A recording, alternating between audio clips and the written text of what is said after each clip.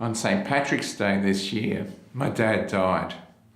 This was a very sad occasion for my whole family, but particularly my mum, my 5 brothers and sisters, and myself.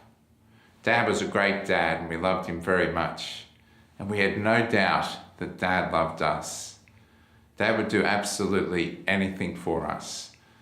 And we all believe that if the occasion arose, Dad would have died for us. Now, Dad used to share this story quite often, a very sad and powerful story about his sister Violet. When he was 5, he went on a picnic with his 6 sisters, his mum, and other family members. At the picnic site, there was a water hole, and Dad jumped into the water.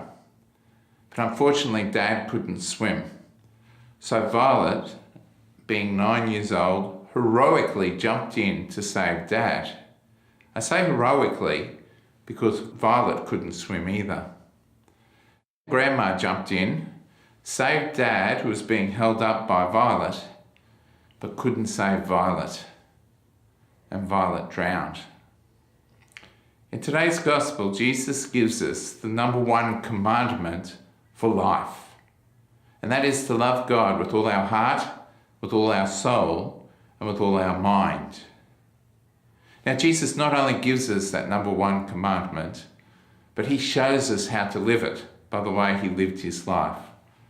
Jesus lived his life devoting himself and totally loving the Father, loving him with all that he had, which culminates, of course, with Jesus dying on the cross.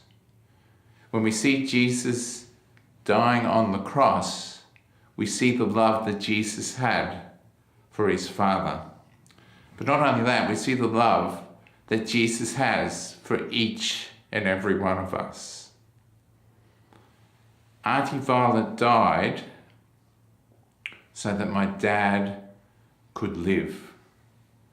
Jesus died so that we all can live.